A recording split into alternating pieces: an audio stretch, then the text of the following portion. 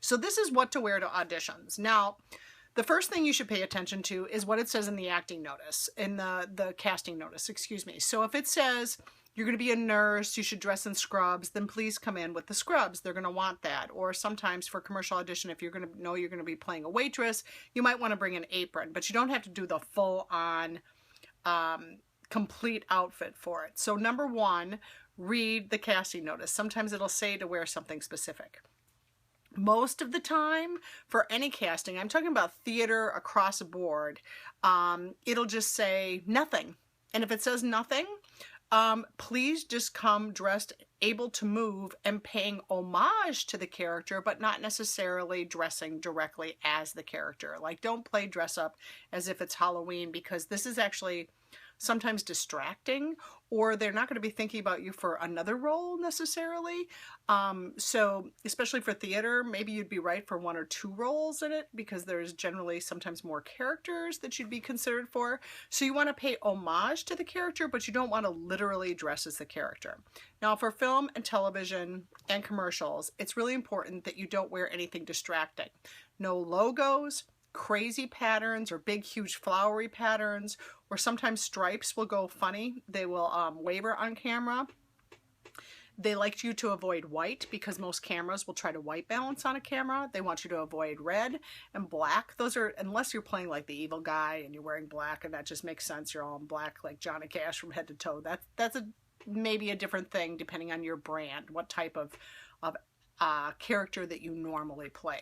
But generally you try to avoid white, crazy reds, because they sometimes bleed and do weird things depending on the camera they have for auditions. And you also usually try to avoid black. Now, no logos, no crazy patterns, because what are we trying to look at? We are trying to look at you. We are trying to concentrate on you in that audition. So anything you wear that becomes a distraction from that takes us out of the reality of you playing that character, is going to be distracting. And the reason I bring this up is not only am I an actor, but my son is also an actor, a child actor. And we had to go in for an audition yesterday, and it specifically said in the audition notice, please do not overdress. Like, don't dress in something you normally would. Please just come in. We're looking for real kids. And I will tell you that 95% of the time when it comes to casting, kids especially, they are just looking for the kid to be the kid. So you overdressing them or putting them in something that's distracting as a parent is going to be detrimental to them rather than helpful to them. So for instance, my kid, he's always in just a plain colored t-shirt and a pair of pants. Sometimes he even wears his sweatpants, because why? Because he wears sweatpants. That's why. So that's who he is. That's his brand. That's who he is. He should show up looking like that, because that's going to be helpful to him. Now, if I know he's playing an Upper East Side character, like for instance, he's gone in for a show that is definitely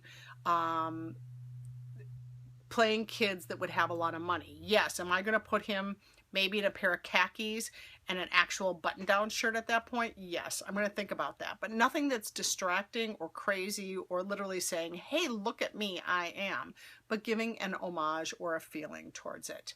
I made a list here. I think that's it. I think that might be it. Oh, one other thing to remember is that normally you're either in a room that's with a white background or a royal blue, like this color in the background, almost this color. This is a little more intense. But you want to avoid wearing this color, because if you're wearing this color, you become like a floating head, because you blend in, your shirt will blend into the background. And quite a lot of commercial casting places, like I think Telsey even has a blue wall like that. So you want to avoid having something that might blend into the background. So once you get more familiar with the casting director's offices and whatnot, you want to think about that. For theater auditions, a lot of kids, especially if they're just doing community theater or whatever, will show up wearing Uggs, show up wearing flip-flops. You guys, you're going to be asked normally to move, even if it's not a dance audition.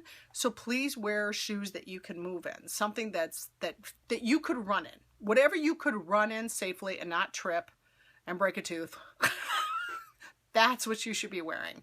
So think about that. Think about, this is not necessarily about fashion. This is about being able to perform at the audition well. So you always want to wear shoes that you would be able to perform in. Also, sometimes people will wear outfits that are just inappropriate, and you want to think about that, because do you want them to remember you for wearing something that, oh no, I'm just totally distracted by what you're wearing. Why are you wearing that? I'm uncomfortable. If you sit in the wrong position, I'm going to see more than I need to see. Those kind of outfits, ladies, unless you were asked to come in because you're playing a character, or sometimes they'll want you to be in a workout outfit because maybe you're going to be you actually are going to be working out in the video. That's one thing. But if you're wearing something that's like so short and so distracting, and I can't think about your acting versus, oh, why is she wearing that? You have to think that through. And I think a lot of I've seen musical theater open calls where women are wearing, ladies, we want to see the talent. We don't want to see more than the talent. Just keep that in mind. And so, enough said. Okay, if you guys have any questions, please feel free to ask them in the comments section below, and I will try to address them in the quickie acting tips that I'm doing.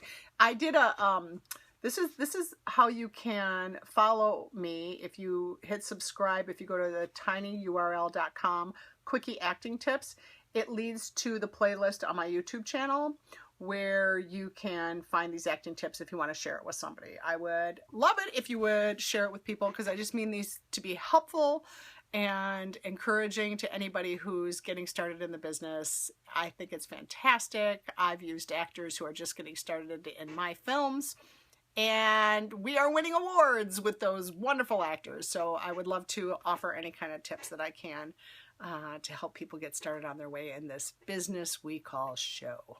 All right, see you later. Bye-bye.